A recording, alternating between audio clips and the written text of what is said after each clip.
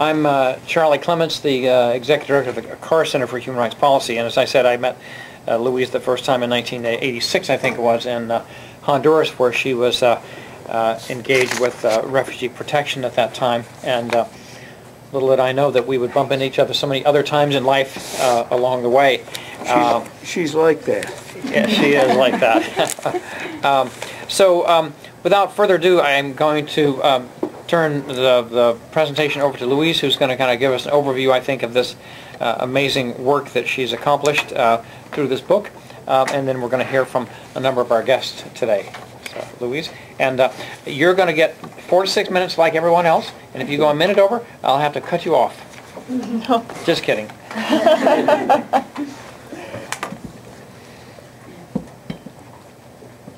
Refugees are human rights violations made visible.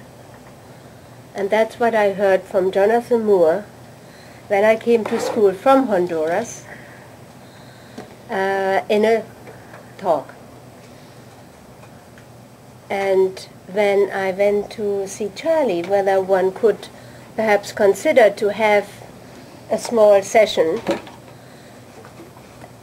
as a former Kennedy School graduate and a human rights person, we said, human rights, that's the topic, and we connect the interlinkage, refugees are human rights violations made visible. And whom do we need to have at the table? It was Jonathan Moore. And I'm very pleased about your being able to join us with all the difficulties you had to go through. I'm very happy that Kathryn Sikkink just arrived, could join us, and has been doing amazing work, that Christane Lemke has been able to come from New York and also from Hanover, and that Pham, we know each other for many years as a Kennedy School grad, who has been Commissioner for Refugees in Massachusetts, and here we have the US Commissioner for the United States of America. We have Laila Matar, who is now writing her policy analysis exercise on UNHCR and its response in Lebanon to the Syrian refugees. And after all, a glimmer of hope, which Tesla is going to, Marija Tesla is going to share with us at the end. I am very pleased that we have this common ground family around the table. And before I do anything else, I would like to invite Judy Cocolet, who sits very discreetly there, with whom since 2005 that I came back, we have been working and doing some work together in roundtables and seminars. And you wanted to just say a few words. As an international representative for the Office of Career Advancement and having had some success story getting people into the UN system.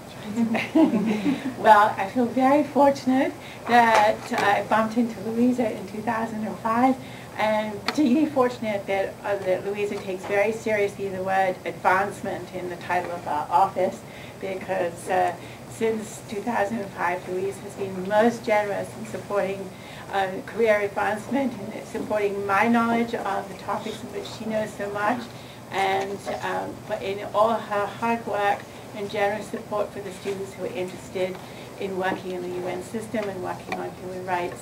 So we're very grateful to you, Louisa, and in the time that you've helped us, we've been delighted to see graduates go on to work with UNV, to join UNDP and other agencies through the JPO program, and to learn so much from you about that all-important task of filling in the PHP form. So really, you made so much difference to so many people, and it's just so gratifying to be here today and to see your wonderful book before us. We look forward to hearing about it. Thank you so much, Judy. That's wonderful that you can be with us, and please thanks to all your colleagues. Of course, I would love to know everyone in the room, and we have a list which will go around. I am particularly happy that we have our colleagues from the Harvard Humanitarian Initiative. Yes, thank you. And of course, I recognize quite a few of you but forgive me if you don't have the time to go around the table to get to know each of us, but I do want to mention that I'm happy that Doug Johnson is with us, that John Thomas, my academic advisor, 86-87 is with us, from whom I have learned you have to be more daring in your writing, and that has been helpful since ever then. Thank you, John. And Mary Anderson, from whom I have learned so much, and so many, many colleagues in UNHCR. Mary Anderson has done all the work, do no harm. Since time is short, and I think you all have other things to do, I will just turn around and just give some introductory remarks. We had a session at the law school, and it was felt useful to just run briefly through the book, which, I mean, you come for that, and you come for the conversation, which we want to have afterwards. So I will have to turn around, I suppose. I want to say that the book has been commended and endorsed by UNHCR. For those who can't read it, the Assistant High Commissioner for Refugees for Protection, Erika Feller, says that this book draws on an impressive array of significant first-hand sources and original material to bring out the challenges of working with refugees in ever-shifting political landscapes. Understanding the past is fundamental to dealing with the present and planning with the future, for the future. Druike's careful scholarship draws here on connection in ways which will be of great value to students and practitioners alike. And that says it all. To look back, what we are doing now briefly, and to look ahead together. Challenges have been there, and they will continue to be there in the refugee field. We all know that, in the humanitarian field. And so that's why we are going on now. So I want to acknowledge all the co-sponsors, especially first the sponsors, the CARR Center. Thank you for holding it. I'm grateful for that. The Office for Career Advancement, Judy, thank you. The Mid-Career Program, MBA Office, the Human Rights Professional Interest Council. We have Laila Matar as co-chair here. Center for International Development. We have Marija Tesla here. We have the Harvard Humanitarian Initiative I mentioned, the FXB, Center for Health and Human Rights. Jennifer Leaning was delighted to co-sponsor, and the Academic Council on the United Nations System.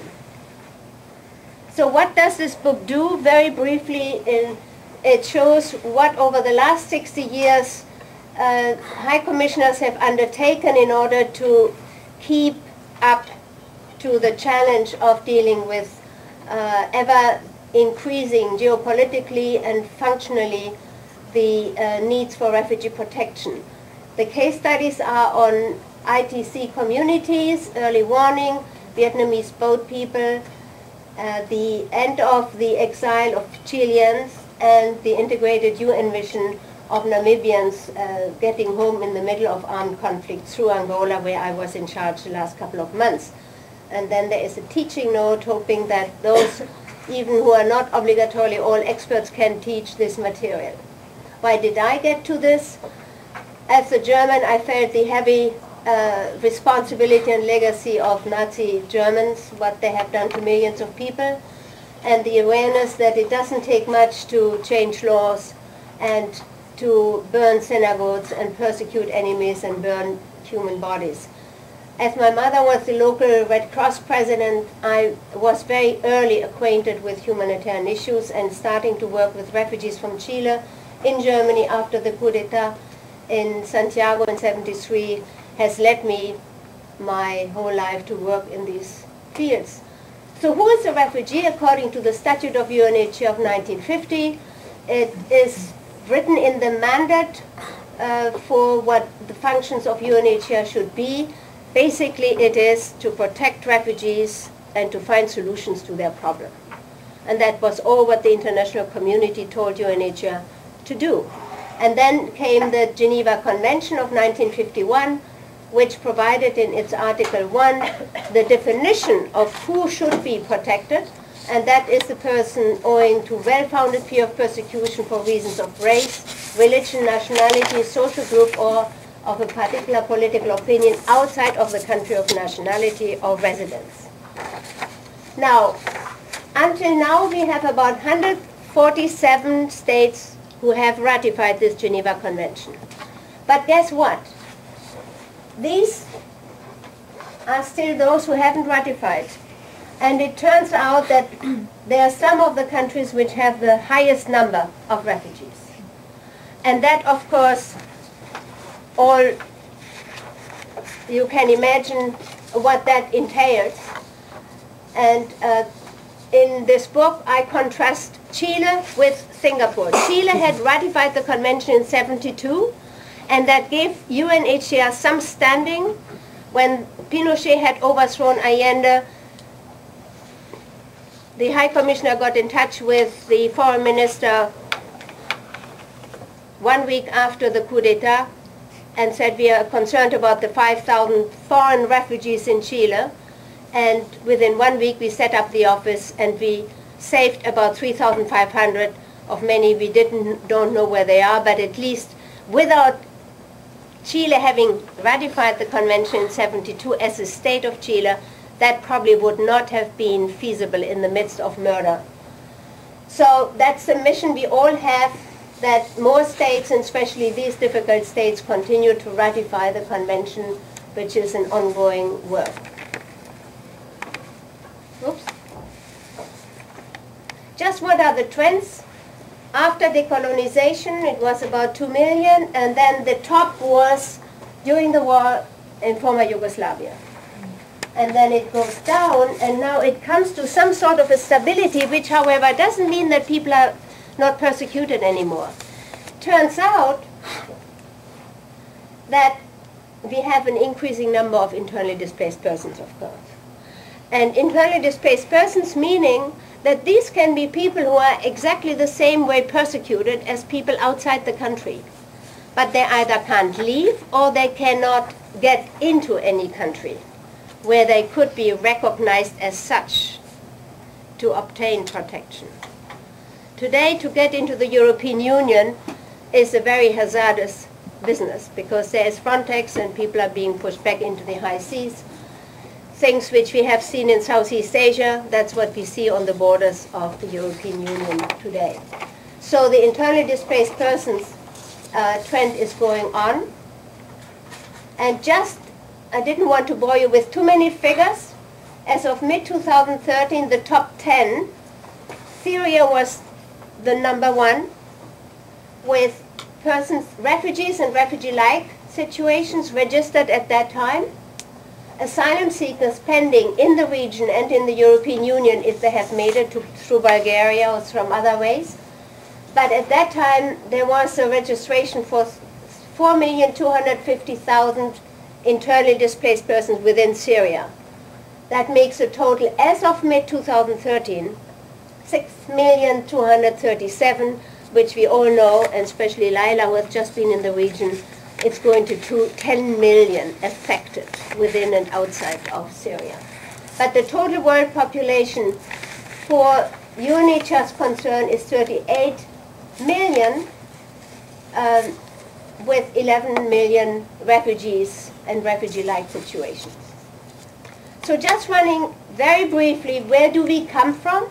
1950, 51, when the first High Commissioner started, he got 30 staff, $300,000 to deal with 2.5 or 2.2 million foreign refugees and displaced persons in Europe.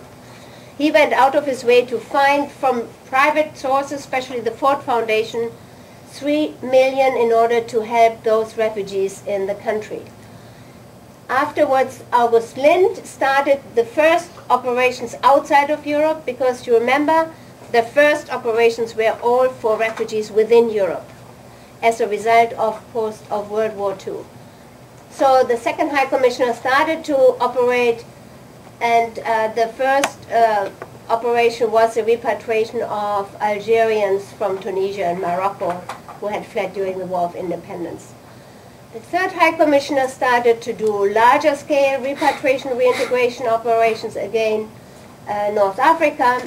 Sadruddin Aga Khan, who spent 17 years, I started with him, and I see Mary smiling, and I'm sure Jonathan has met Sadruddin Aga Khan too. He really was the High Commissioner who widened the mandate worldwide, so that the scope of the Office of the High Commissioner was enlarged to the Southern Hemisphere and, of course, to the Eastern countries, which in the Cold War produced refugees. And as one of the major operations, he headed the international humanitarian response to the 71 Bangladesh crisis, which entailed the exodus of 10 million refugees and 30 million displaced persons in the South continent. High Commissioner Hartling did also many things, and especially for the Vietnamese boat people. But the important thing for the scope of the functioning for protection was to get together with the Latin American countries, and the Declaration of Cartagena then widened the scope to take the elements generalized violence, foreign aggression, internal conflict, massive human rights violations, and seriously disturbing order within countries as criteria that those people fleeing for those reasons could be recognized and considered refugees. And that was a major breakthrough, and the African countries in the Convention of the OAU for refugee protection, they have later on taken over these criteria. Jean-Pierre Hoquet did many things also, but he was the first who became interested and open to early warning. Because during the Cold War, of course, as a humanitarian organization, we were not to meddle within other countries. You remember the Charter of the United Nations 2.7, not interference in anyone's other state. And early warning, by definition, does mean to be interested to find out what's happening in order to identify where refugees might be produced. And that's when I was drawn into the early warning work in UNHCR in '89, and therefore there is a chapter in this book which then leads to the ITC communities. Stoltenberg was the first who really got UNHCR involved in integrated peace operations, and he, on the Vietnamese front for the repatriation of screened out Vietnamese, then committed serious efforts and also support from the European communities and others to monitor. That's the first time when really there was a very systematic monitoring of returned Vietnamese in Vietnam. Sagata Ogata has done many things, but in her book, A Turbulent Decade, which some people might have seen, she speaks about the large-scale operations, Iraq, Bosnia-Herzegovina, where then she, or the UNHCR, got a mandate to deal with internally displaced persons. She then also started the relations with the UN Security Council and the Council in recognition that the presence of large-scale refugees could present a threat to international peace and security. The Security Council then became interested, and in fact today as we speak, the UN High Commissioner has spoken at the Security Council to brief on the Syria and the Central African Republic and other emergency, and that's why our colleague from New York, Udo Janz, couldn't be with us. But you can see these briefings in the UN webcast TV. She then also started with repatriations in post-conflict situations, in not-so-ideal situations, where there was really no conducive environment, but as we said, for instance, into Tajikistan, or the Rwandese from Congo into Rwanda, into the lesser evil situations. You remember, Mary? That's what we used to call it. And she was really the person also that we would use human rights instruments as to buttress our positions with states and work with human rights organizations in an effort to protect refugees where situations were very, very complicated. Ruth Lubbers, the Ninth High Commissioner, managed to get rid of the temporal limitation with which the office was set up in the beginning in 1950, that every couple of years we had to trot to the General Assembly to get an extension of the existence of the office. which gave us very unstable nature of the organization. And he really made sure that the General Assembly of the United Nations recognized that UNHCR should continue to work until the refugee problem is solved. The current High Commissioner has done also many things. The former Prime Minister of Portugal, starting in 2005, we still overlapped. And he has in fact created the UN Innovation Section with a donation of the IKEA Foundation of $110 million to innovate camp management, to use more information and technology in refugee camp and in protection, such as biometric registration of refugees, etc. And he has started already a while ago, in 2011, in fact already he has started to speak with the Security Council the need to think about legal norms for forcibly displaced persons for climate change reasons. So this is a topic which is on the table. Now the organization, as we speak, 2014, has 7,000 staff. It has a UNHCR needs-based budget of $5.3 billion. So the synthesis of this book of innovation, the case studies are during my time with UNHCR, but for the Chileans and the Vietnamese, they're really longitudinal insights for 40 years, because I started in '73 with the Chileans and then a little bit later with the Vietnamese. And I have been in touch and interviewing them, and there are fresh chapters on these two former refugees. So I hope that this book could be of some use for student scholars, but also practitioners who are interested to go out into the field or work in these topics. As young people will find out, there are always lots of obstacles.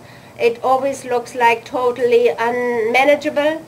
But the message I really want to give with this book also, something can always be done, even if you work in the places where you have a Pinochet around or some other places. And that's the encouragement I would like to give in those different fields. There's a teaching note which has a synopsis, but also some discussion questions, simulation exercises on how to deal with the different topics like lost in translation when you have to negotiate with in different languages. How do you handle the new technology in emergency operations? And so the FACIT, the main points, is the operation which we set up in Singapore. As I said, non-signatory state. We set up the disembarkation resettlement offer, which in the end helped to save 67,000 Vietnamese boat people who probably otherwise would have drowned. I just finished.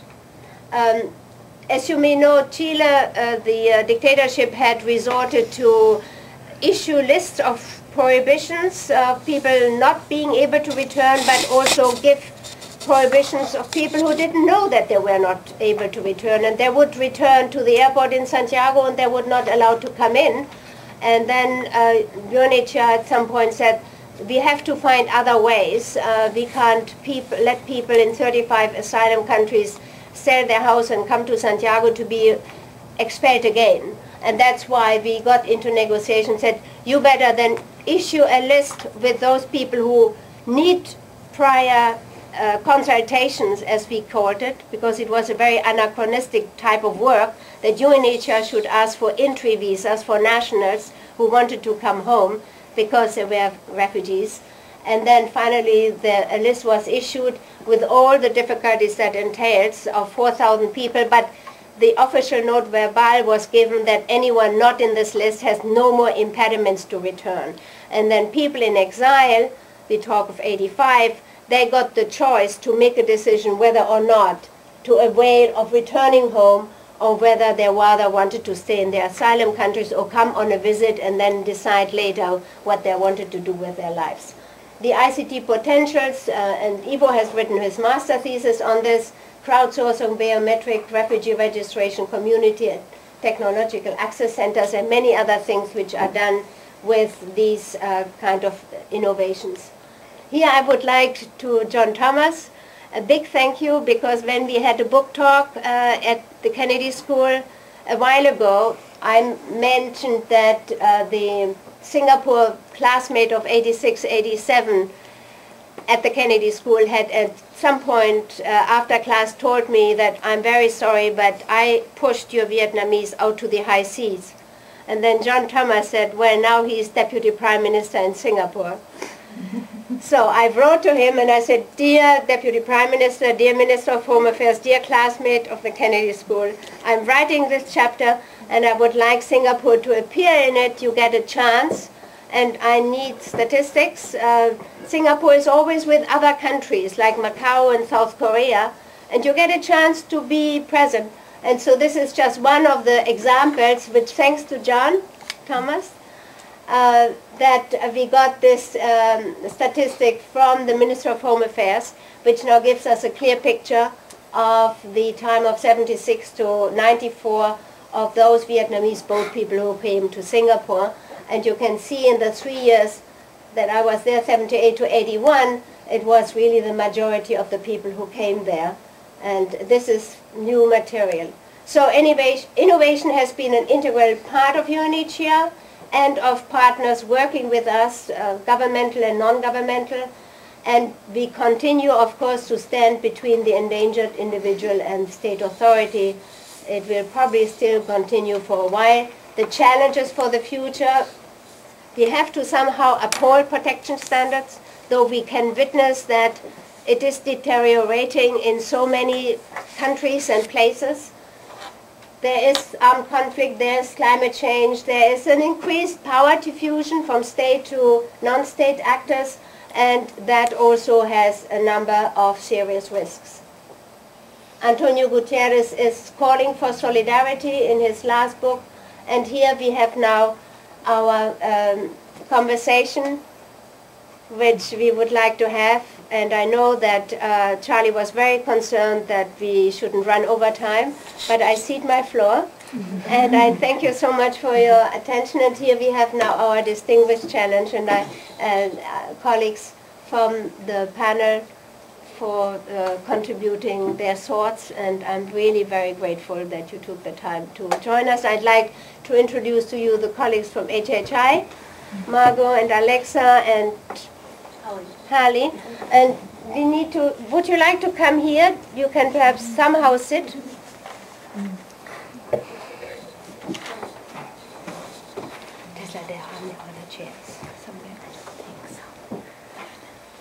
Well, thank you for being succinct, Louise.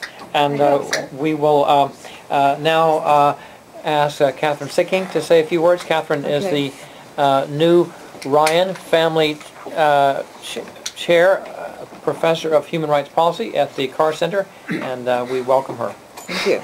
So thank you for inviting me to speak, Louise. Louise has asked us each to have 4 to 6 minutes, so I'm going to ask Charlie to give me a reminder so I don't run over. So I've been asked to speak about the Chilean chapter since I worked on Latin America. It's a 100-page chapter. It's a very important part of the book. But before I do that, I just wanted to say, by way, that this is a very impressive book. And in addition to some of the information that you've seen here, I want to say it also uses a montage technique. And so if you look at montage, it means a work of art combining many different kinds of things. And what's interesting about this book is it's a combination of history, personal recollections, tables with quantitative figures, testimony from others, so quite intensive testimony, including testimony done 20 years later with some of the Chilean exiles and people who returned, photographs, legal analysis, lots of primary documents, and even some poetry. So it's really appealing in that way of providing all these different kinds of sources. Now, Louise makes an important point, which she said again here, and that is in the Chilean chapter, I really think she provides evidence for her claim that the UNHCR in Chile made a huge difference, really saving people's lives and helping them resettle abroad and to reunite families. So, you know, there's a big debate out there, at least in international law and international relations circles, about whether international law matters and whether international institutions matter. And this Chile chapter is really fantastic evidence of how the fact that Chile ratified the Refugee Convention just before the coup made a terrific difference for what happened to both Chileans and foreign refugees in Chile. And in some ways, it's a little. It almost seems like a best-case scenario, and we'll have to ask Louise about that. But this seems to be really the story of how things can work. And it's a combination of things. I think it's a combination of the amazing work that individuals like Louise did there. And so any of those who know her determination can imagine the insistence that she brought to her work in negotiating with the Chilean government. Important things like she was there a decade after the coup, and so the big issue was whether people could return, how they could return, and you really see the difference individuals can make in standing up to governments insisting on clarity in their rules that then helped so many people come back to Chile. But it's not just individuals, of course, it's also that some cases offer somewhat more fortuitous circumstances in terms of kind of political and social factors that are present. And so I wanted to kind of mention that as well, to kind of help us think about where it's easier for international law institutions to make a difference, and some places it may be harder, not for anyone's fault maybe, but just because the social and political conditions aren't there. And so some of the things that happened in Chile that were interesting was that you got good support from other parts of the United Nations. And I thought it was really interesting because I've worked on ECLA and CEPAL. Yes. The ECLA headquarters are based in Santiago. And so here you have the Secretary General of ECLA really taking a role in early negotiations with the government. Enrique Iglesias did that. But also in fact, at some point, there were people in the Vatican embassy who had sought again diplomatic asylum in '84. We couldn't negotiate that anywhere else except in his office. Really? Yes. There was also facilitated by the fact that Chileans had apparently decided to encourage exile as a way of getting rid of their opposition. And so in some ways, I think they initially thought, well, this would be a way to solve some of their domestic problems. Yes. Little did they realize that once these individuals were sent abroad to 39 countries, I think it was, that they would then go ahead and set up Chilean solidarity networks and become the most forceful international pressure to bring pressure on their new governments to try to isolate the Pinochet regime. And so really, in some ways, you don't say this, but I mean, UNHCR then is sending people abroad, giving them support so that they then set up what I later called transnational advocacy networks to lobby for change in Chile. These refugees, many of these refugees were people who had a lot of human resources. These tended to be people who were middle class, some intellectuals, some students, people who had universities or at least high school education, who were very well networked in their own societies, but they were often part of political parties and labor unions that also had good networks abroad. Not only that, and you mentioned this in the book, but it's important to point out, Chile was a cause célèbre in the world at the time, and especially in Europe, labor movements, political parties of the left and center-left were very welcoming, very wanting to receive these people who they had followed Allende's career with care. And so I think not all refugee communities are welcomed with such open arms as the Chileans were, especially in Europe.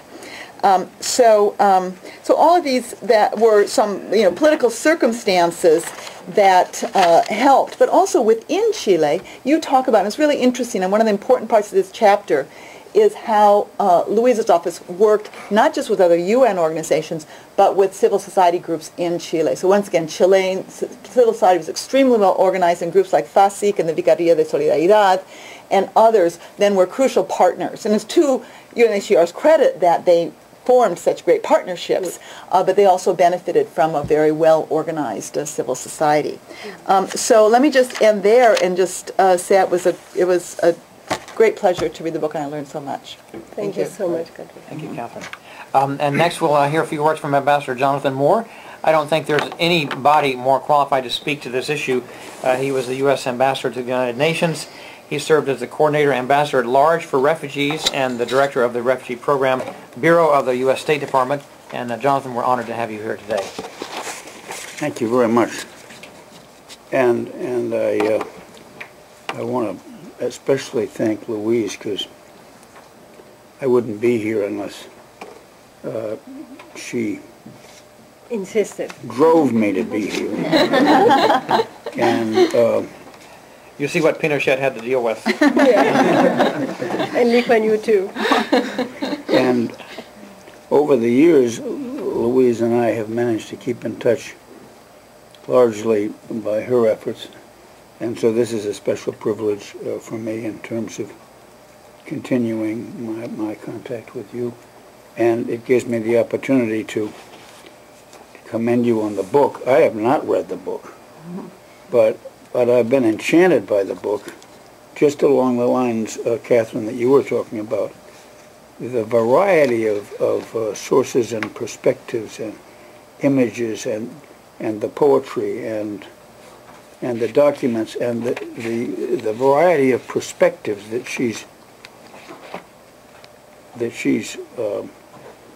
included in the book, which makes it so much more inviting to read, and you get a proper feeling that you're going to have to think about these issues, and you are stimulated to think about these issues from all sorts of perspectives and points of view, and it just gives you dimensions that are very unusual. I mean, she describes the book as a compendium. Well, it is a compendium, and it's a resource, but it's extraordinarily valuable, just as she said, to connect to get people who are involved in these matters from different points of view, and it's a theme that I want to mention, which is very encompassing, very inclusive, and reminds you that you can't undertake a mission like this, as she said, protecting and solving the problem, solving the lives of refugees, without the broadest possible view. So it's great to see you. Thanks for insisting that I come. I'm very happy to be here. There are people in this room whom I would be much more comfortable if they were occupying my position here as a member of the panel, and I'm glad to see them and welcome them and to begin to be acquainted with the rest of you. A disclaimer, I have not worked on refugee policy or refugee affairs for a long time, and I want to make that clear. Therefore, the stimulation provided by my wanting to think a little bit about what this panel and this discussion to follow would be like. I was reminded that you are, once you get involved in refugee affairs and refugee work and refugee policy, no matter how long ago that was and what has happened to you in between, you will never get away from them. Yeah. And one of the great things about refugee matters is the sort of ironic tragedy that refugees provide a constant and a ubiquitous continuation, so that you're hooked. Yeah. And if you ever worked on refugees, you will always find a deep devotion there, and you will always be back to your experiences when you were directly involved. One of the things that I just mentioned about one of the jobs I had with refugees, which was the US Coordinator for Refugees, this was set up in the Refugee Act of this job in the Refugee Act of 1981, because the Congress felt that not enough attention, not a high enough priority, was being given to refugees downtown in the executive branch. And they wrote a remarkable piece of legislation. This is now passed from the scene. There is no U.S. Coordinator for Refugees. The idea was that this person would be in charge of refugee policy development and coordination within the entire executive branch. And this involves some important responsibilities within the executive branch in relations and negotiations and maybe solutions, working with the Congress and working throughout the United States with the various refugee organizations and programs throughout the country, but also all the overseas stuff, which wasn't just working in terms of assistance in the refugee camps, and wasn't just negotiating on asylum, and not just going to the countries that were generating refugees and trying to persuade them through various policy incentives to stop generating them so you wouldn't have to get into the horrible problems of sustained refugee camp life, or the torturous efforts for repatriation. And the concept of coordinator was that wonderful title with a capital C, a lot of responsibility and no power. So, and I've encountered that concept, that illusion in other jobs. But the way I felt about it was, with all the politics in Washington, and refugee politics and refugee policy was very intense, at least then, was that when I was working in Washington, doing that part of the job, I couldn't believe that I was paid so little for it. And when I was abroad, negotiating with other countries and working mainly in refugee camps, I couldn't believe they were paying me anything, because it was such a privilege and so rich and such an incredible opportunity to try to apply universal values to global life. So I just wanted to say that, boy, did I come back to refugee life fast by just thinking about getting together with you people. I just had a few points to make, and I'm very interested in the discussion which will follow and the contributions made by others with regard to what that linkage between refugee issues and the whole question of human rights. I'm needing to be enlightened and stimulated more myself about what those linkages are. And at times, I worry about this subject because I sometimes think about trying to think about the linkages between refugees and human rights, or human rights and humanitarian assistance and development. Sometimes I'm worried that we think about these issues in a sort of ideological and territorial way. And are we, when we try to approach this question, to define this question of linkage, are we talking theoretical or operational linkages?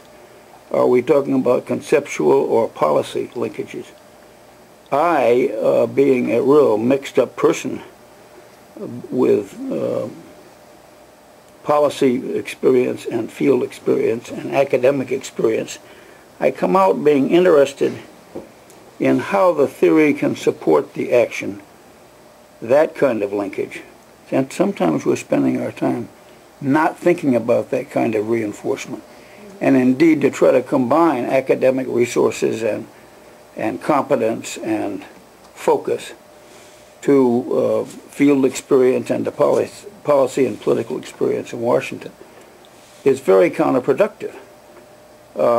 It does not easily reinforce in both directions. And here, since we're sitting here among practitioners and policy people and academic people in the academy, I'm looking forward to learning more about that. So that may be a good segue to our next speaker, because she's actually doing her thesis, her policy analysis exercise about refugees in Syria and how UNHCR can better serve them. Laila Matar is a former refugee herself and is a citizen of Norway, but went to school in Canada. So, Laila? Thank you so much, Charlie. Excuse me just a minute. Am I to interpret that you've ended my contribution? You interpreted that correctly. Well, I just want to say before giving it over to you, and this may be very so obvious it doesn't need to say it, but because I feel it so strongly, I must. UNHCR is one of the most remarkable organizations I've ever worked with, in the government, out of the government, and it was what a partner they were, and what wonderful work they continue to do, and I just didn't want to fail to say that. I'm glad you added that. Thank you. Great, thank you so much. It's really a pleasure to be here. I think it's interesting. Professor Sikkink was calling this sort of a collage, or what was the word you used? Montage. A montage rather of the various kind of experiences that Dr. Druk has had, and in some ways this panel is that as well. So it's really a pleasure to be able to add a few words. I just want to add some remarks from the perspective of a human rights practitioner who is also a student of humanitarian affairs here at the Kennedy School. I'm currently working, as Professor Clements mentioned, on my policy analysis exercise, and we are working with the UNHCR Beirut office as our client, me and Jian Beck, a fellow FBP student. And we are helping them design a model for engagement with local civil society organizations in Lebanon and Syria, because it is not currently happening the way it was happening in the Chile case that is mentioned in this book. So we are helping them analyze the political, social, and institutional barriers to having genuine partnerships with Syrian and Lebanese organizations on the ground in Lebanon. And this December, we visited Lebanon. We saw the field offices of the UNHCR, as well as the informal refugee settlements, both in urban areas, but also in the Bekaa Valley. And we interviewed more than 40 journalists, local civil society actors, politicians, UNHCR staff, of course, from across the board, and other INGO workers. And we were, the one consistent comment in every single interview pretty much that we had was that this Syrian refugee crisis, which I'm sure could have been the case in this book, is an unprecedented refugee crisis, or at least unique in its composition of challenges. Now, I think there was kind of a silent warning that, maybe it always seems unmanageable, it always seems unprecedented, so it might not be clear that this actually is, but that is the perception they have. And it certainly is an extremely dire situation. So the UNHCR is facing a situation in Lebanon where almost 20% of the population of Lebanon are now refugees, Syrian refugees, dispersed in 1,500 different locations around the country, in a very small country that Lebanon is, in a context where there's a violent spillover of the conflict from Syria, where there are low resources, and of course Lebanon is a middle-income country, which makes service delivery expensive, and where there is increasing tension between the host community and the refugees. And all of this is happening in a context where, for all practical purposes, the UNHCR are alone in the driving seat. There is not much of government involvement when it comes to actual refugee response. And in addition to this being an extremely complicated, if not unprecedented situation, we were struck by one comment that was made by people both within the UNHCR but also from the outside. And I was actually quite surprised by this, but several people told us the UNHCR has actually lost some of its coordination expertise in the past 10 years. They said we don't feel like we have the kind of expertise that we used to have in coordinating refugee crisis, because increasingly in the beginning of humanitarian emergencies, refugee crises come under the OCHA umbrella. And now whether that's a perceived or a real loss, it still has an impact on what people that work for the UNHCR feel like they can do in a situation like Syria.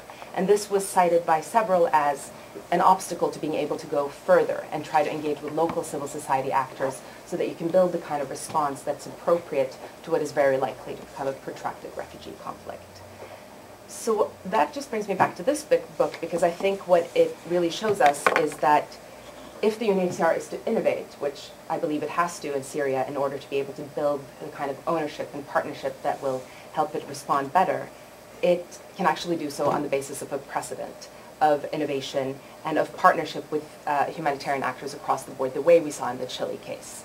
And so it really demonstrates to students like me that seemingly unprecedented situations in the past have been overcome, and that big leaps have been taken to expand, if not the mandate, because just a note on that, the UNHCR, as we saw, Lebanon, as we saw in the chart that was put up, are not signatories to the convention, which also is cited as an obstacle to being able to expand the scope of UNHCR work. But this book, and several of the cases in this book, show that the UNHCR have been able to, on several occasions, to expand its functional scope, to be able to create the kind of partnerships that we are indirectly at least advocating for in our thesis. So it's extremely helpful for students like me, and for hopefully for future practitioners as well. So I'm grateful for that. Thank you. Thank you. Thank you, Laila. Now we're going to hear from Nam Pham. He's the Executive Director of the Vietnamese American Initiative for Development. Really, that's the first Vietnamese American Community Development Corporation in the U.S. founded by Vietnamese refugees. And from 1994 to 2000, he served as the Commissioner of Massachusetts Office for Refugees and Immigrants. Welcome. Thank you. Allow me to stand back here so I don't have to turn back to all of you. Before I share with you some of my thoughts about Vietnamese refugees, let me express my deepest thanks to Louise and Ambassador Jonathan Moore. Yeah.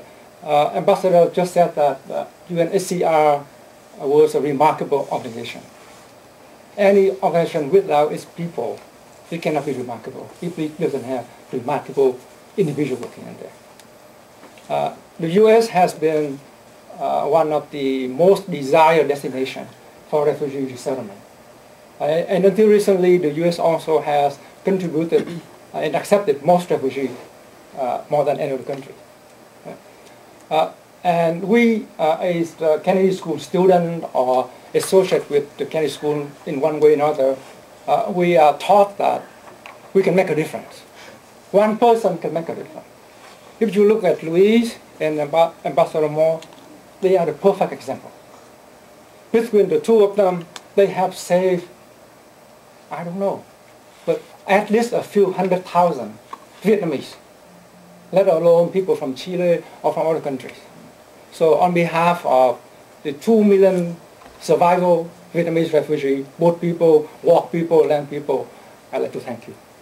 Yeah. And thank you for your comments. You are one of the few people who have read the draft. I got inside information. Inside information. Yeah.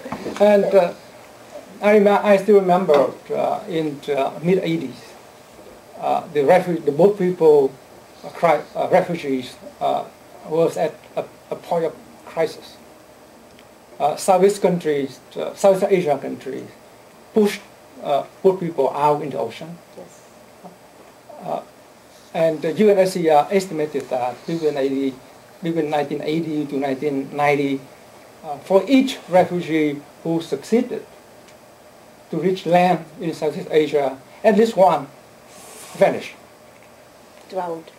Or was Yeah, killed. because of weather, because of high piracy, a number of reasons.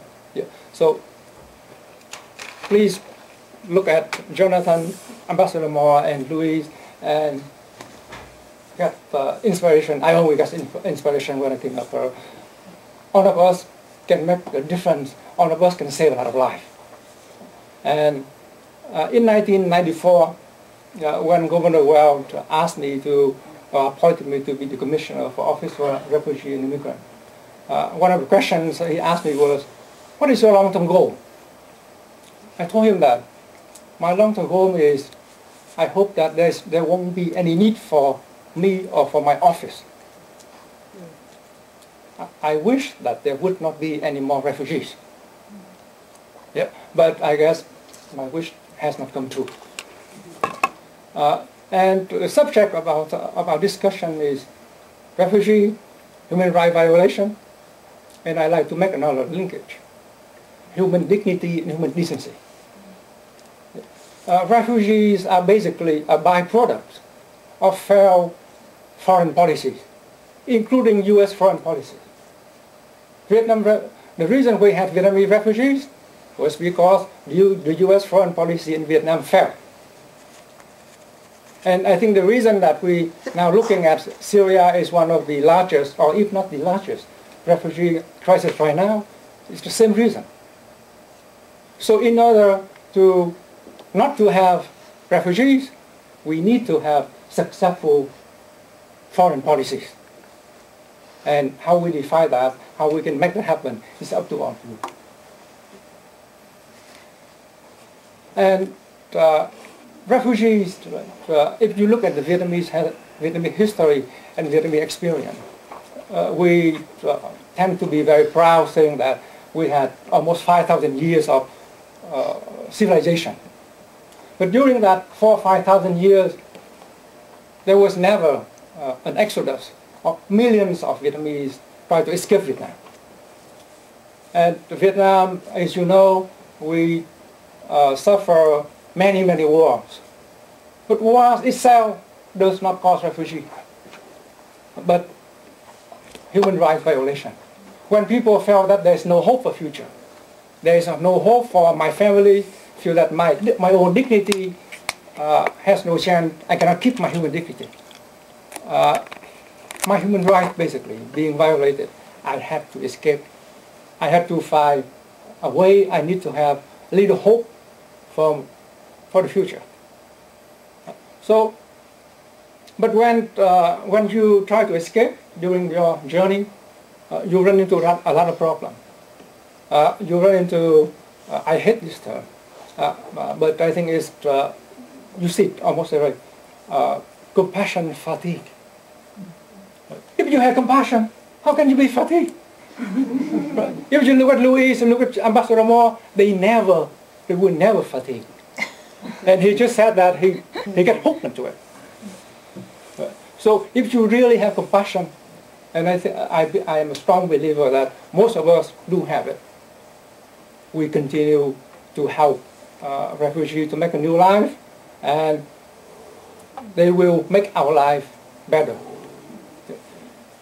So I think that in the midst of all of these problems we had, with the work of people like our distinguished author here, we also see the decency, the goodness of human.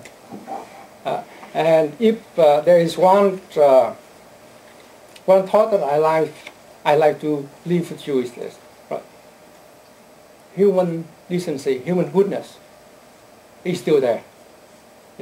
All we need to do is basically try to promote it, encourage it, and someday, hopefully not so far in the future, we won't have any more refugees. Thank you so much.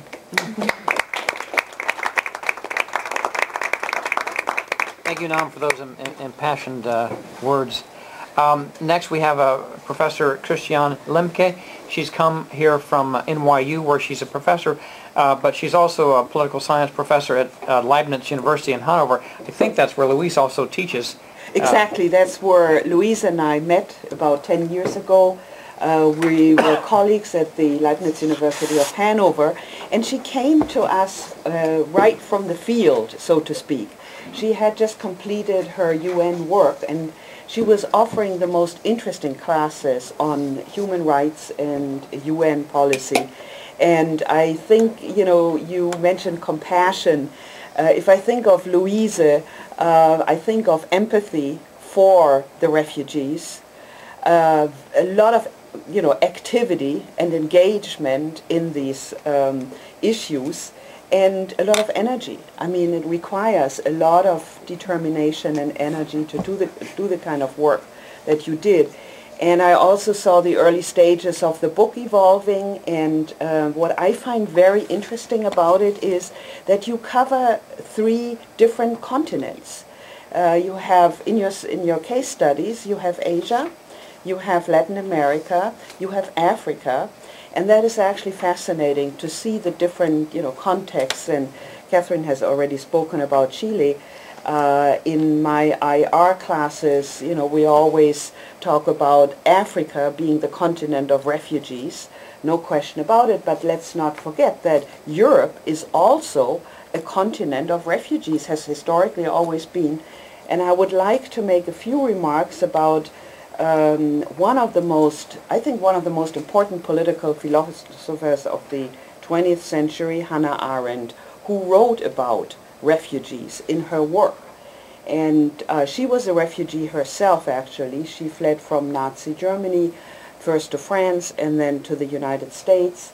And she helped a lot of Jewish refugees while she was in France and later in the United States. She was a political philosopher, and that's where I would like to start, and picking up Ambassador Jonathan Moore's thought and question: what is the linkage, on a theoretical, conceptual level, between refugees and human rights? Hannah Arendt was deeply concerned with two problems she witnessed in the early 20th century. Number one was the collapse of empires after the First World War, and the large number of stateless people who were all of a sudden no longer a member of a particular state, so they did not enjoy the rights of citizens. And the second problem she witnessed and wrote about was totalitarianism. And she was concerned about states that were dictatorships and deprived segments of the population of their citizenship. And in the case of Nazi Germany, of course, it was made a law, actually, which is very, very disturbing, to deprive the Jewish Germans of their citizenship.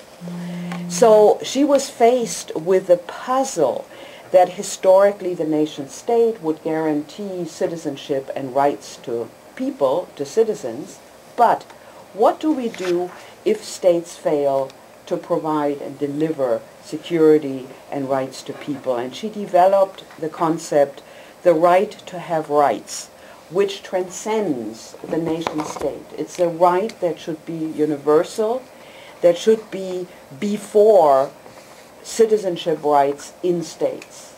And she believed that every single person has the right to have rights, meaning that you live in a network system of communication, of people taking care of each other, and also of international significance. So the right to have rights is one of the most important ideas she developed. This was before the United Nations were created. And I think it's one of the greatest accomplishments of the outcome of the Second World War, the creation of the United Nations and an international legal system that gives protection to refugees. And it has been one of the most significant innovations in itself, actually. And Louisa describes in her book how this refugee protection system actually evolved over time and took in new problems. With soft power, which I would like to credit, that Yes. I used soft power as a methodological tool. From Jonai, it's thanks to your yes. suggestion. I was going to come to the second point Hannah Arendt developed, and you actually show in your book perfectly. Human agency is important. Right. Human agency, that as citizens of this world, we need to act. We cannot just sit and deliberate. There needs to be human agency, setting things in motion. And I think Louisa's book is a perfect example of a person, namely you, setting things in motion. And the soft power concept, when we talked about what is the significance of your work in the refugee organization, it is convincing people you thought you would never convince through communication, talking, staying on the subject, staying, firm, and also involving others, as Kathryn has said, civil society actors, a broader community. But this has to be done through human agency. And as much as I love international law, I think the significance of these I should say, individuals who work on behalf of refugees is tremendously important because, and that's my final point, we are currently in a situation where the refugee crisis is increasing and not decreasing. And you say that at the end in your book. And this is actually very disturbing finding after so many years of work of the UN. And there are basically three challenges I see as someone who has followed international relations politics over a long period of time. Number one is the problem that Hannah Arendt already, analyzed, the failing of states. We have many cases, not only in Africa, but also in Europe, where states fail and or are weak, cannot protect citizens. Big challenge. Number two, even though we see a decline in the number of interstate wars, interstate conflicts are increasing. That for various reasons, can be power struggle, can be ethnic conflict, can be struggle over economic resources. There are more and more interstate conflicts.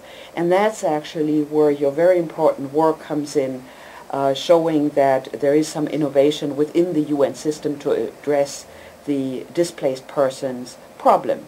Sudan is one example, but there are many others. And the third problem we are facing is the expectations capability gap. We have become so accustomed to thinking that there are human rights. We have the UN guaranteeing that human rights are being followed and observed. But this has led to very high expectations in the broader public that the UN will step in whenever there are human rights violations on a larger scale. And that really is a problem, not because I think we should make decisions, we help this group, but we can't help the other group, but because I don't see the UN really developing more capabilities, at least not significantly more. So a lot of work needs to be done by NGOs, international NGOs, by international volunteers, by people on the ground who work with the UN. I think that could be a way to at least alleviate the problem that we do have an increasing refugee crisis problem. Thank you. Thank you, Christiane. And perhaps it's fitting that our last speaker is also the youngest. Marija Tesla works here in the Center for International Development as a project manager and came to the United States as a refugee herself with the help of UNHCR when she was 11 years old. I think if you would go to this bio part on here, you'll find some remarkable things, but one of them most remarkable is that she's on the board of trustees of Holyoke, Mount Holyoke, where she graduated at a very young age. So thank you very much for being with us today and offering some thoughts. Thank you so much. Good evening, everyone. I'm truly honored and humbled to be a part of this conversation.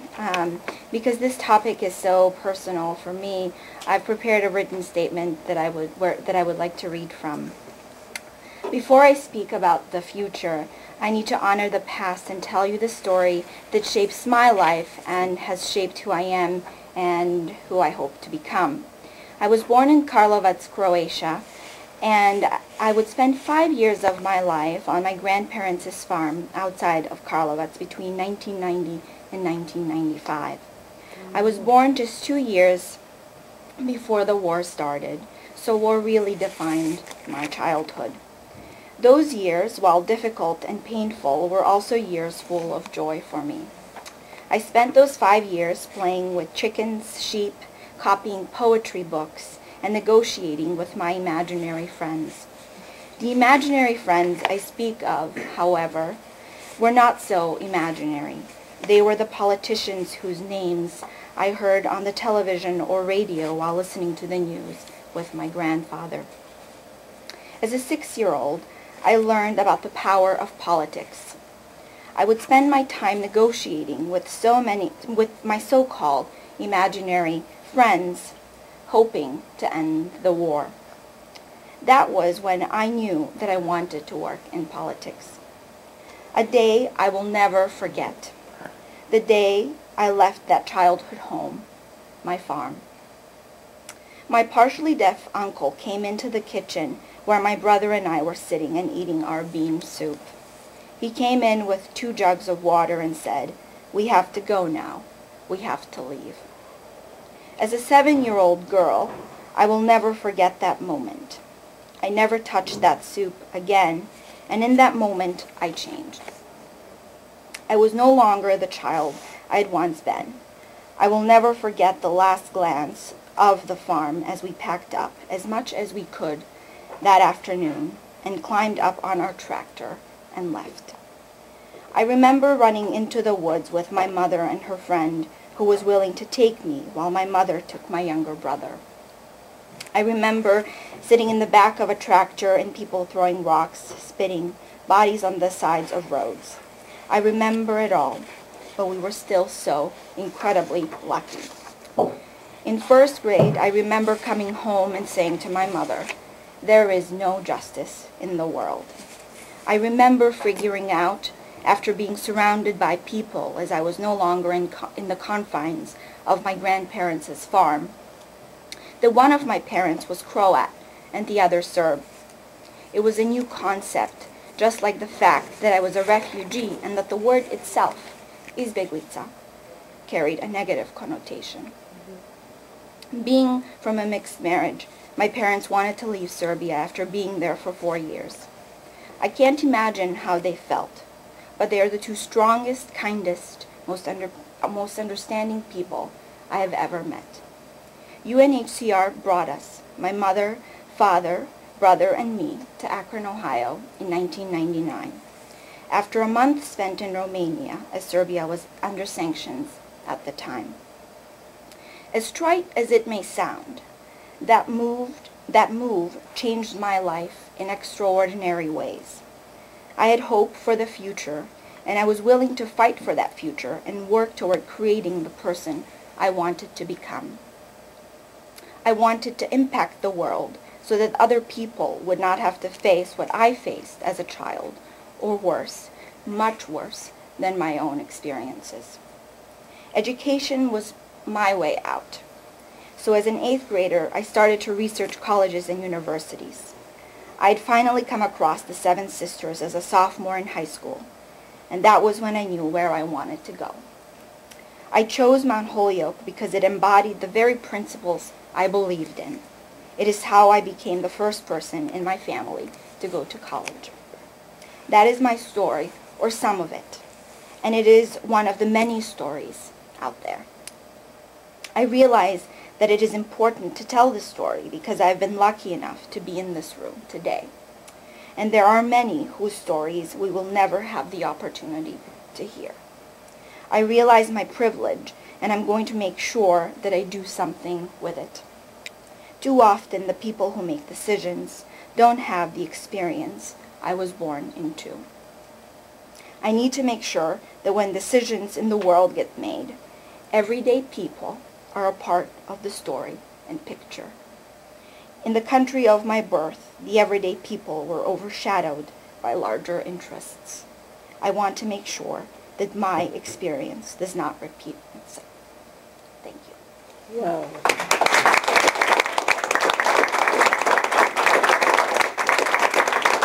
Marija, thank you for grounding this conversation in the painful experience of leaving. And of course, if you're lucky, you have the comfort of being welcomed someplace, which all refugees don't have. An event like this is very complicated to put on. You need to find a place, you need to advertise it, you need to create brochures like this. And I would be remiss if I didn't recognize Sarah Peck's assistance in all this. She's done it with grace and professionalism. Thank you, Sarah, for all the help. And I think that our panelists and our guest of honor would be welcome your questions now if you would like to direct your question to anyone. Mary Anderson, and then I will introduce Mary Anderson. You have read some of her work, Do No Harm, Analytical Framework, Strengths and Decrease Vulnerabilities, and Opting Out of War, and Time to Listen. Thank you. and has contributed to a book which Jonathan Moore has done, which is Hard Choices, Moral Dilemmas in Refugee Protection, I have put in the end, with Kofi Annan and others, but Mary Anderson has one contribution. Anyway, I have a kind of a probing question that goes a little bit beyond what's been done, but I have to say, first of all, I think the book sounds wonderful. I've heard about it in the gestation period for some time, and I'm really looking forward to holding it in my hand now and looking at it, reading it. But also the panelist discussion was very helpful, coming in from so many angles, and I'm kind of coming off of some of those. Jonathan, it's true that UNHCR is a wonderfully remarkable institution, but it's also an enormous bureaucracy. And as we all know, within bureaucracies, there really, somebody said to me years ago, there are two kinds of people who work in bureaucracies. One are the people who follow the rules as they are stated and don't do anything that isn't already written down as permitted. And the other are the people who do whatever isn't written down as restricted. As long as it isn't explicitly prohibited, they will try it. Clearly, you're one of the latter, if I may say so. And the case study of Chile certainly gives a good example of that in terms of, I mean, you were not, I think, there was not a rule in UNHCR that you were supposed to organize what, Kathryn, you call it as the transnational lobby on these issues, right? I mean, you went way outside some of the protocols that your predecessors had followed. So my question really has, I guess, 2.5 points, 2.5 parts. One of them, I would love to hear you think a bit about the degree to which people tried to clip your wings, but also how you managed that when it happened, if we're kind of getting from the practical side of these issues. The second question from that would be, have you seen changes in some of the explicit protocols that have come out of the experience of some people, you and your colleagues who do it, who've gone outside the norm, who've gone beyond it, and then for us that pushed the rules and allowed more things to be explicitly stated as permitted? And then the third part of the question would be, is there a plan to take the book now and to push that last question a bit further of mine, you know, to say, if you really referred to this, Laila, in some ways, that if we have these examples of where people have gone way out to the edges of what was not restricted, then can we take that and turn that back around into policies, back in the UNHCR protocols? Over to you. Yeah, we are really in the midst and in the thick of it. And I am not anymore in UNHCR, though my heart is there.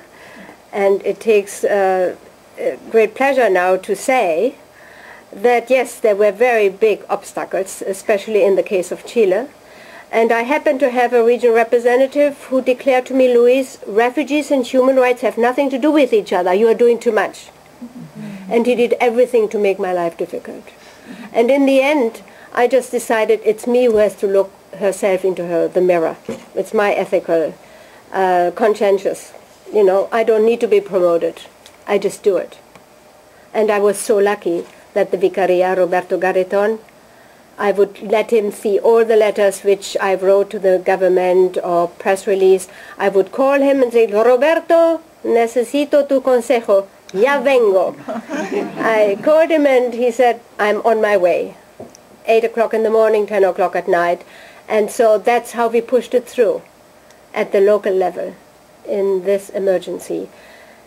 That was clipping wings, but I didn't care. And in the end, I was called to get to the next operation, which was Honduras, in the middle of 3 wars. And the Appointment and Promotion Board told me, we need you there. And I said, are you crazy? No, you can do it. But then I went to Honduras. And from there, I came to Harvard. That's when we got to know each other. Yes.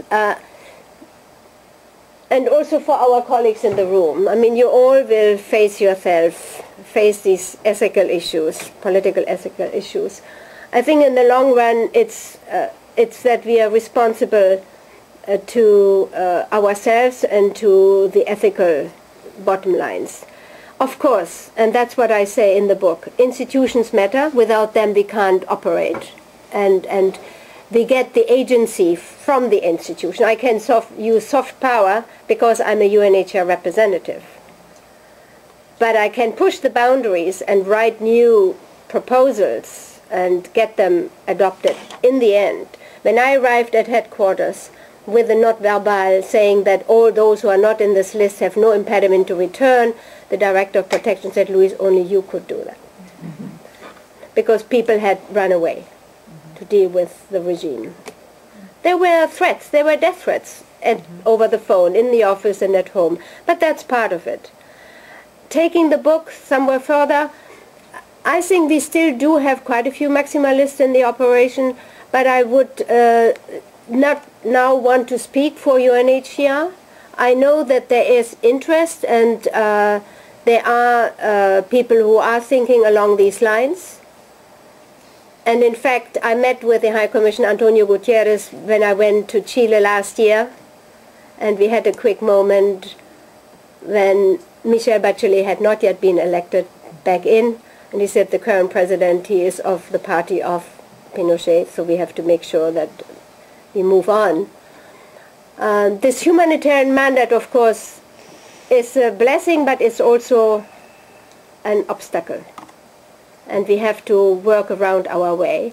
And I just want to get back to you. I think we have had this conversation. It is true that the OCHA, the Office for Coordination of Humanitarian Affairs in New York, in humanitarian operation in the beginning of it, is now doing the coordination, and that's why it is a new ballgame in a way, which is leading to the situation which you heard about, and I think we are not yet at the total end of how we should do emergencies. I remember when we had the emergency in Southeast Asia, we had a meeting with the High Commissioner in March '81 in Bangkok of all the regional representatives in the region, when Zia Rizvi, who was in fact running the office with Saruginaga Khan, saying, UNHCR has always operated with young people coming out of the blue, working 7 days a week, 17 hours a day. The situation is slightly different now. It's much more regulated. Perhaps there is enough and a lot of agency to push boundaries and write new practices and laws. But I think, Mary, you have a point. It's a bureaucracy. And that's why I only spent 2 years of my 30 years at headquarters. Because as a field representative, you have more possibilities to get on with it. It can be a very lonely affair. I tell you, in Angola, when I had to do the airlifts back to Namibia, and I didn't get for 3 days the authorization, I had put $10,000 out of my pocket online to get the petrol. Or in Kazakhstan, we hadn't yet the facilities of communication, and the Uyghurs were being deported, and I had to take them under the mandate, and I just took it under my responsibility. We had to stick out our neck perhaps even more in earlier times, because we didn't have these communication facilities, which we now have much more. But you were also free to stick your neck out more often because you didn't have the communication. But you had lots of sleepless nights. I leave it at that. I know Jill Goldenseal. I'd like to recognize you in the room, Jill, who has been helping quite a bit, commenting on the teaching note.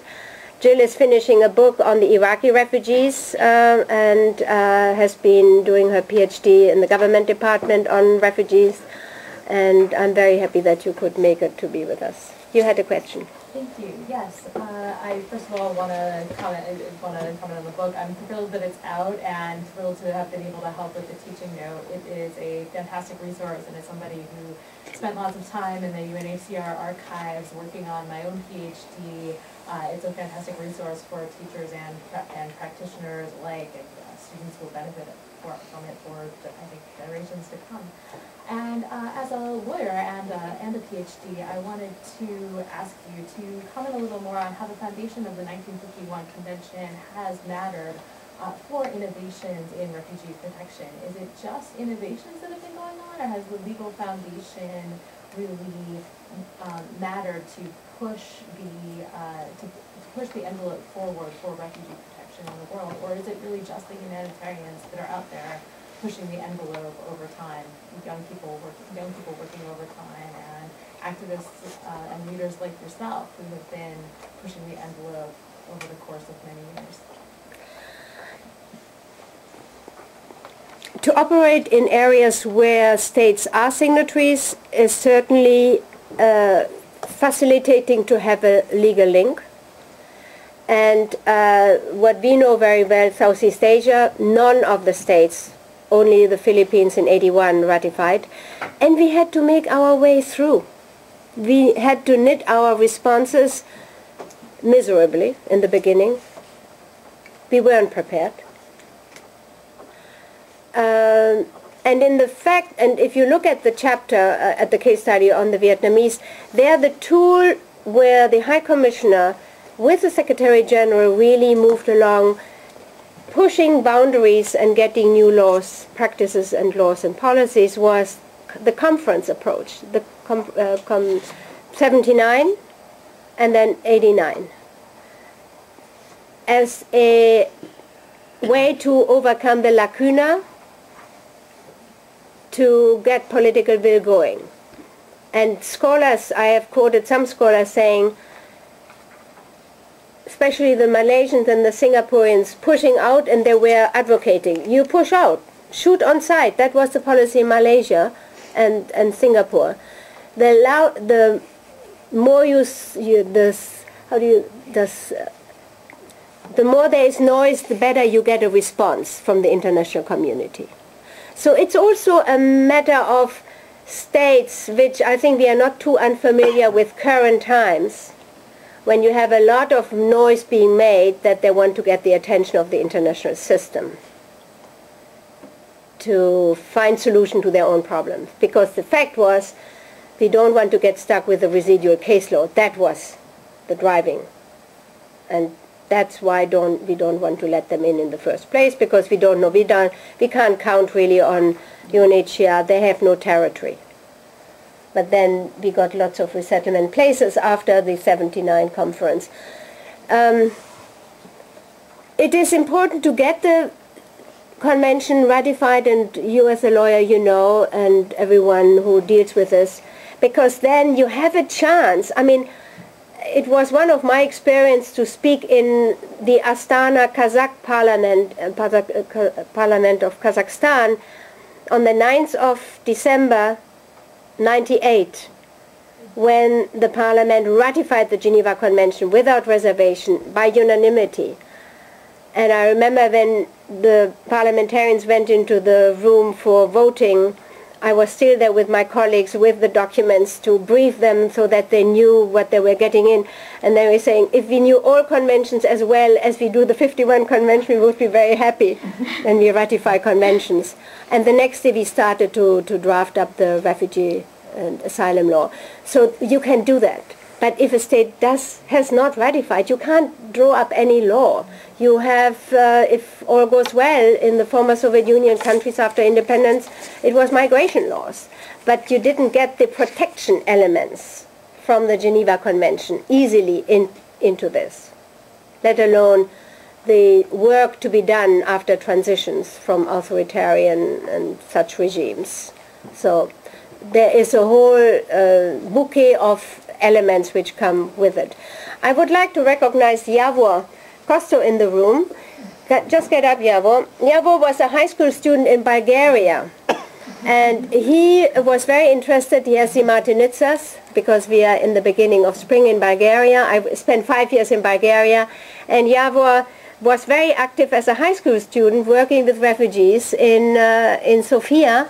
And we had founded with some refugee women from Iraq and Afghanistan, Iran, a Women Refugee Council.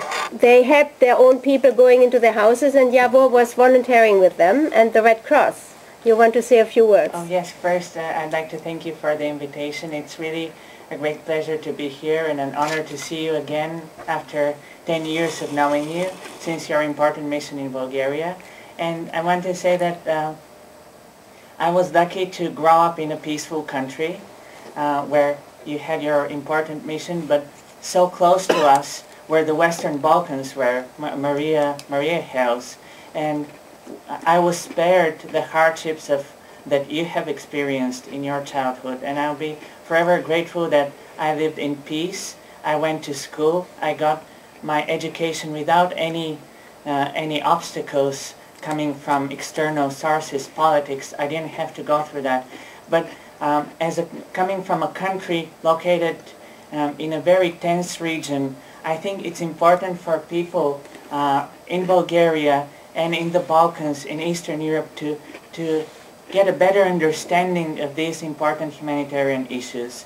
So my country borders the Western Balkans, the Middle East. It's close to Ukraine, the Caucasus. I think people beyond the circle of politicians should be able to feel empathy and take part in helping refugees. And I would like to ask Dr. Dürke to comment on how people beyond academia, beyond politics, people who are not professional politicians like Ambassador Moore, can get a better understanding of the problems at hand, how we can overcome the hostility in receptive countries that Laila Matar brought up in her discussion of the Syrian refugee crisis. And in that context, I think it's very important to get young people involved. I was very lucky to have a chance to volunteer and work with the Red Cross and some smaller NGOs in Bulgaria under the auspices and in coordination with the UNHCR. And I think this was a great educational opportunity, and it made me aware of a broad spectrum of issues that I wouldn't be exposed to if I didn't have a chance to interact with refugees personally. I think it's good to bring up young people in the spirit of tolerance. Right now in Bulgaria there's some prejudice against the refugees coming from Syria. We have about 10,000 applicants. And I think if young people personally interact with refugees, they'll be less vulnerable to prejudice. And I am very grateful for the opportunities that I had through your organizations and through your partners. I'd like to thank you and give you this peaceful wish for health and good luck, a Bulgarian spring amulet. We celebrate the spring and we wish you Carr-Ryan. Merci, and Sikkink.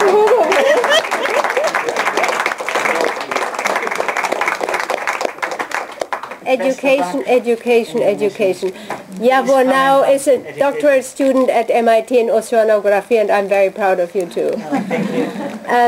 I think just shortly, and I think everyone could respond the same thing, what we are doing here, and that's what this book wants to do, to help better understand these issues, to encourage to work in it, even if it, and I would like to bring in the Harvard Humanitarian Initiative, which is running simulation exercise of humanitarian emergencies, and Laila participated with like 120 people, and with the boots on the ground in the middle of the rain for 4 days somewhere in the forest, simulating a humanitarian exercise.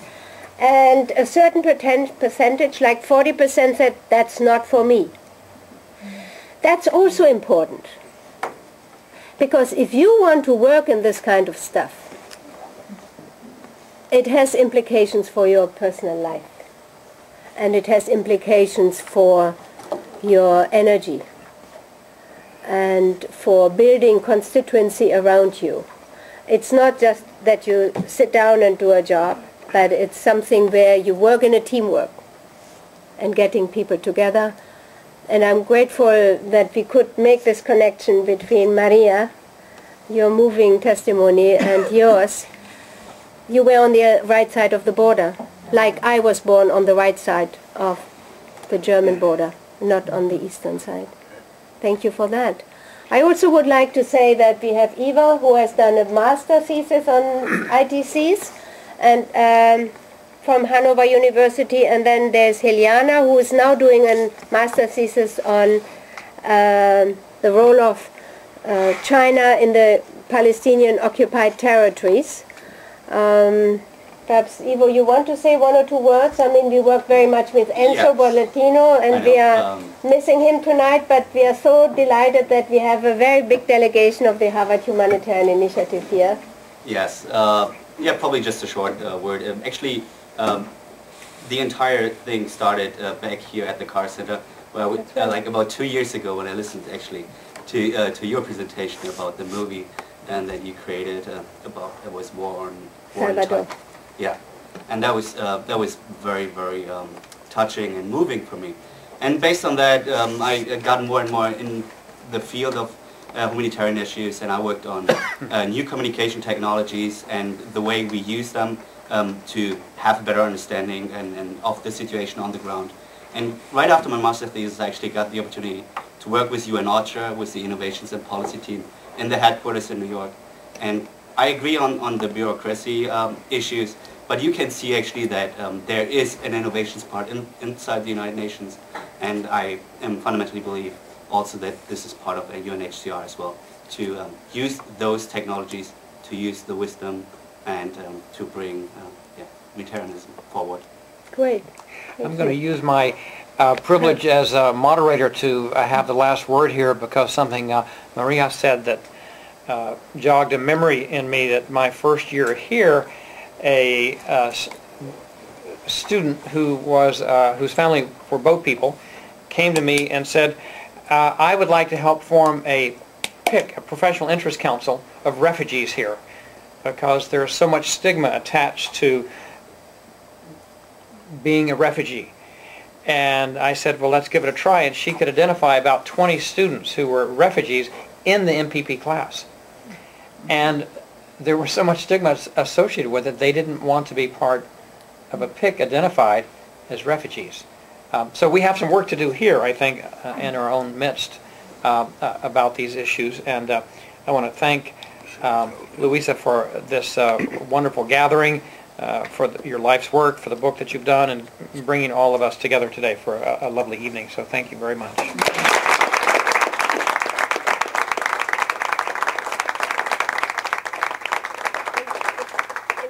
I spoke with Marija, and she was willing to accept an informal responsibility as a goodwill ambassador within the Kennedy School. If people have questions what these things might mean, that Marija would be willing to be an interlocutor for those questions, and perhaps that could be kept in mind in any future similar endeavors. Thank you, Charlie, for putting this on. Thank you, Doc, for having been all the time with us. Thank you, my dear colleagues, for contributing, Judith, and forever grateful. Thank you. Great.